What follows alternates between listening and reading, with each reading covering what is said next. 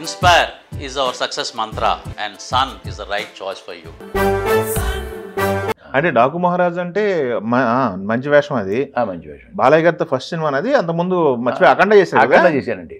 అఖండలో Boyapati scene గారు మా గురుగారు అయిన ఆయన మామూలుగా ఉండదు. బాలకృష్ణ గారితో అఖండ ఫస్ట్ సినిమానా? అవునండి. ఓకే. అఖండ ఫస్ట్ సినిమా. తర్వాత ఇది డాకు మహారాజు, అఖండ 2లో డాకు మహారాజు అఖండ 2 కూడా చేశానండి. చేశారు అఖండ 2 చేశానండి. అఖండ. Okay okay. ఏం క్యారెక్టర్ అది మీది? అఖండ 2లో మంచి క్యారెక్టర్ అండి. అంటే క్యారెక్టర్ చెప్పకూడదు కానీ మంచి క్యారెక్టర్ చేయించారు. మొన్న 2 రోజులు చేశాను. నాకు ఇంపార్టెన్స్ బాలయ్య బాబుతోనే కాంబినేషను. బోయపాటి సీన్ గారి దగ్గర ఉన్న గొప్ప గుణం ఏంటి, ఆయనకి సెంటిమెంటు. అఖండ 1లో వేషం ఇచ్చారు, స్కందాలో కూడా నాకు వేషం ఇచ్చారు జడ్జిగా. ఆ తర్వాత అఖండ 2లో కూడా నన్ను పిలిచి మంచి వేషం ఇచ్చారు. మహానుభావుడు ఆయనకి మీ ఛానల్ ద్వారా నిజంగా ఆయనకి చిన్నవాడు కాబట్టి చాలా కృతజ్ఞతలు తెలియజేస్తున్నా. నేనంటే బాలబాబు గారితో వరుస 3 సినిమాలు చేశారు. చేశాను. మామూలు అవకాశం కాదు. ఏంటి పరిస్థితి? బాలబాబు గారితో కాంబినేషన్ అంటే ఎలా ఉంటుంది? బాలయ్య బాబు గారు చాలా చాలా ఉత్తముడండి. చాలా చిన్నపిల్లల మెంటాలిటీ. ఆయన మనసులో ఏమీ దాచుకునే వ్యక్తి కాదు అతను. ఏదన్నా ఓపెన్గా చెప్పే మనిషి.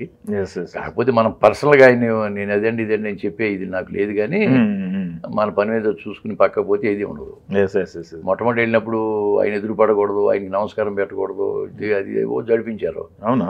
నాకేం లేదు. నేను 12 రోజులు చేసి ఆయనతో అఖండ 1లో నమస్కారం పెట్టగానే బాగున్నారా అని చెప్పి ఆప్యాయంగా పలకరించేవాడు.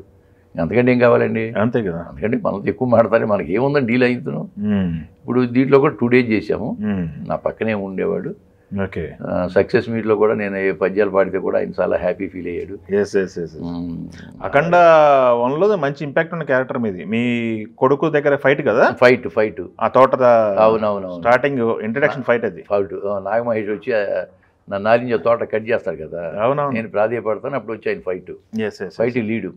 ఓకే. బాగా చేశారండి. ఆ గిత్తలో వెనక అసలు బాగా కష్టపడి ఉంటారు ఆన్ లొకేషన్లో. అసలు 12 రోజులే కానీ అసలు బోయపాటి సీన్ గారి డైరెక్షన్లో అసలు కష్టం ఉండదు సార్. అవునా? అబ్బో, అరటిపండు వచ్చి నోట్లో పెట్టినట్టు చెబుతుంటాడు అంతే. అస్సలు ఆయన చెప్తుంటే ఎంత హ్యాపీగా ఉండదంటే. ఎవరు ఎక్కడ చేశారు షూట్ అంతా? 12 రోజులు రామోజీ ఫిలిం సిటీ అండి. ఫిలిం సిటీలో చేశారా? అక్కడ జామ ఇది ఉంది, నారింజ తోట ఉంటే తోటలో చేశారు. నారింజ తోటలో ఉన్నాయండి. గ్రేప్స్ తోట, నారింజ తోట అన్నీ ఉన్నాయి. ఓకే. ఆ విధంగా డాకు మహారాజు బాగా, దాని తర్వాత కూడా డాకు మహారాజు కూడా నాకు మంచి పేరు వచ్చింది. డాకు ఎక్కడ జరిగింది? అది కూడా ఈ రాజేంద్ర నగర్ క్వారీలో చేశాం సార్. క్వారీలోది. Okay okay okay. క్వారీల సీన్లో. అవును. యాక్చువల్గా ఏంటంటే జైపూర్లో చేయవలసింది, జైపూర్ తీసుకెళ్లారు మమ్మల్ని. ఓకే. మేము వెళ్తే 2 days వర్షాలు అయితే సాగలా.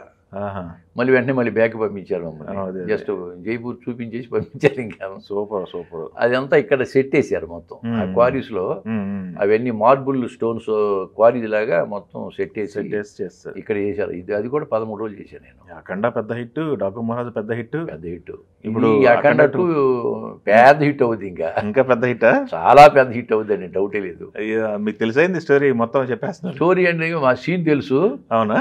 సీన్ తెలుసు కానీ నెక్స్ట్ లెవెలా? నెక్స్ట్ లెవెలే, అసలు డౌట్ లేదు. నా సీన్ కూడా మంచి సీన్, చాలా మంచి సీను. ఆయన చెప్పడం నాకు చెప్పడం ఏంటంటే, గాంధీ గారు ఈ సీన్ చేసేటప్పుడు మీ సీన్ అయిపోయిన తర్వాత వెంటనే ఆడియన్స్ కుర్చీలోంచి లేచి నమస్కారం పెడతారు తెరని అన్ననైనా. సరే, అదేమిటో అదో మహత్యులండి. మంచి సీన్ అండి, చాలా మంచి సీన్. Very good. నిజంగా గొప్పగా మా బోయపాటి సీన్ గారికి మీ ఛానల్ ద్వారా నిజంగా చాలా వందనాలు తెలియజేయండి. Very good. మీరు జాబ్ వదిలేసి బయటకు వచ్చిన తర్వాత ఈ సినిమా లైఫ్ లీడ్ చేస్తున్నారు. ఎలా అనిపిస్తుంది మీకు? మీరు ఫుల్ సాటిస్ఫైయా? చాలా ఆనందంగా ఉంది సార్. ఎందుకంటే పిల్లలు సెటిల్ అయిపోయారు బాగా. అవును. పిల్లలు మంచి ఉద్యోగాల్లో, మల్లుడు కానీ మా అబ్బాయి కానీ బాగా సెటిల్ అయ్యారు. ఇప్పుడు ప్రాపర్టీస్ అన్ని సంపాదించుకున్నారు, హ్యాపీగా ఉన్నారు. ఈ పిల్లల గురించే కదా బాధ. రిటైర్ అయిన తర్వాత ఎవరికైనా పిల్లల గురించే బాధ ఉంటుంది. నాకు అటువంటి బాధ 1% కూడా లేదు సార్. నాకు హ్యాపీ. కాకపోతే నా మిస్సెస్ లేదు. ఇప్పుడు 17 సంవత్సరాల క్రితం పోయింది. అయ్యో, రేపటికి 17 సంవత్సరాలు ఆవిడ పోయి. అయ్యో, అనారోగ్యం అండి ఆవిడకి. ఆవిడ 25th yearలోనే షుగరు, బీపీ, థైరాయిడ్ ప్రాబ్లమ్స్ అన్నీ వచ్చినాయి. చనిపోయింది. మనం ఏం చేసేది కానీ మా బంధువుల్లోనే ఒక ముసలావిడిని తెచ్చుకుని వండి పెట్టడానికి తెచ్చుకుంటే ఆవిడ చక్కగా సృష్టిగా నాకు వండి పెడతా ఉంటుంది. ఆవిడకి అరౌండ్ ఇప్పుడు 8 years ఉంది ఆవిడకి. ఆవిడకి ఏ కష్టం లేకుండా నేను కూడా జాగ్రత్తగానే చూసుకుంటాం మేము కానీ మా పిల్లలు. ఆవిడ వండి పెడతా ఉంటుంది. వేళకి 4 మెతులు చక్కగా ఆరోగ్యంగా తిని నేను బయట ఫుడ్ కూడా ఎక్కువ తిన్నాను. వెళ్ళి షూటింగ్కి వెళ్ళినా కానీ ఎక్కువ ఆశపడి ఎక్కువ తినడం అదేమన్నా. డైట్ ఒకటి బాగా కంట్రోల్ చేస్తాను నేను. అలాగే పొద్దున వాకింగు, ఫ్రెండ్స్తో సరదాగా ఉండటం, పొద్దున సాయంత్రం వాకింగు, ఆ విధంగా మెయింటైన్ చేసుకుంటూ డైట్ కంట్రోల్ చేస్తా ఆరోగ్యాన్ని కాపాడుకుంటున్నాం. కాపాడుకోవాల్సింది ఆరోగ్యాన్ని, దాని మీదే కాన్సన్ట్రేషన్ ఎక్కువ. ఇక మనం షూటింగ్లు వచ్చినప్పుడు షూటింగ్కి వెళ్తాం.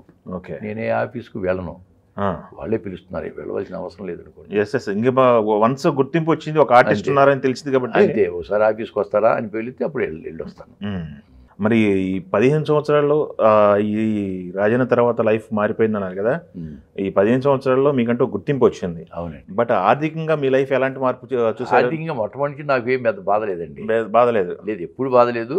ఊళ్ళో చిన్నప్పటి నుంచి కూడా నేను రైతు కుటుంబం కాబట్టి నాకు పొలాలు ఉండేవి. ఆర్టిస్టులకి ఎవరైనా ఆర్టిస్టులు సినిమా చేస్తుందంటే ఇప్పుడు మనం 10,000 తీసుకున్న రోజుకి, నెక్స్ట్ ఇయర్కి మంచి హిట్లు పడితే ఒక 20,000 30,000 తీసుకోవచ్చు ఇయర్కి. రోజుకి వేణుగారు ఒకటి చెప్పాను, ఏ ఆర్టిస్ట్కి అన్ని సినిమాల్లో ఒకే రకంగా రెన్యూమరేషన్ ఉండదండి. అది వాస్తవం. ఇది వాస్తవం. రెన్యూమరేషన్ ఎంత ఇస్తున్నారంటే ఎవరు ఏం చెప్పరు. ఒక సినిమాకి 60-70 ఇవ్వచ్చు, ఒక రోజుకి 50 ఇవ్వచ్చు. మరీ చిన్న సినిమాని బతిమాలి పట్టుకుంటే ఏదన్నా 20,000 25,000 కూడా వెళ్తూ ఉంటారు. అంతే అంతే. వాళ్ళ బడ్జెట్ని బట్టే వీళ్ళు చెప్తుంటారండి. కేవలం బడ్జెట్ని బట్టి మనకు రెన్యూమరేషన్ ఫిక్స్ అవుతుందండి. నాకు అటువంటి ప్రాబ్లం ఇంతవరకు రాలేదు. కాకపోతే ఏమన్నా క్లాష్ వస్తే నా ఒకటి సినిమాని వదిలేసానేమో కానీ డేట్లు క్లాష్ వస్తే వచ్చిన సినిమాని వదిలే క్వశ్చన్ లేదు. ఏదైనా సరే వేషం కదా, డబ్బు కోసమని కాదు, వేషం చేయాలి. ఈ వేషం బాగుందా, వేషం ఏంటి బాబు, ఇది 1 సీనా 2 సీన్లా 3 సీన్లా ఏదైనా పర్వాలేదు, వేషం బాగోవాలా. ఆ విధంగానే నేను అన్ని సినిమాలు ఒప్పుకుంటూ ఉంటాను. నేను మామూలుగా 60,000 కూడా తీసుకున్నాను డైలీ. అంటే చెప్పరు ఎవరు కూడా. కొంతమంది అంటారు, నువ్వు వకీల్ సాబ్లో అంత పెద్ద వేషం పడింది. రెక్కీ అని వెబ్ సిరీస్ ఒకటి చేసి నేను, తెలుసుగా, రెక్కీ గారు, రెక్కీ పోలూరు కృష్ణ గారు, అనురాధ మేడం వాళ్ళిద్దరికీ ధన్యవాదాలు. రెక్కీలో అద్భుతమైన పేరు వచ్చింది నాకు వెబ్ సిరీస్లో. అంత పెద్ద క్యారెక్టర్లు చేసావు, వకీల్ సాబ్లో చేసావు. చాలామంది నిన్నకాక మనం వచ్చిన వాళ్ళు 80,000 లక్ష అడుగుతున్నారు, వేటయ్యా మరి 60,000 50,000 అంటావేంటి అంటుంటారు. అంతేం ఆశ అవసరంలా.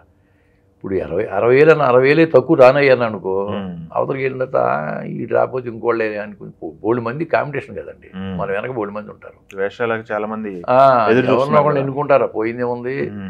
అలా కాదులే, వచ్చిన వేషం పోకూడదు. మనం ఎప్పుడు టైం పాస్ కావాలి మనకి, బిజీ ఉండాలి. ఎంతో కొంత నేను మామూలుగా మాట్లాడుకుని వెళ్ళిపోతూ ఉంటాను. Very good, very good. ఎక్కువ ఆశపడను. ఇప్పుడు మా అసోసియేషన్ కనుక వాటిలో మెంబర్షిప్లు తీసుకోవాలి అయ్యి అంటే మెంబర్షిప్ తీసుకున్నారా? అన్నీ ఉన్నాయండి. మా అసోసియేషన్ ఉంది, తెలంగాణ మూవీ ఆర్టిస్ట్ దాంట్లో ఉంది, డబ్బింగ్ అసోసియేషన్లో ఉంది, టెలివిజన్ దాంట్లో ఉంది. ఓకే, అన్నిట్లో మెంబర్షిప్ ఉంటుందండి. సూపర్ సూపర్ అండి.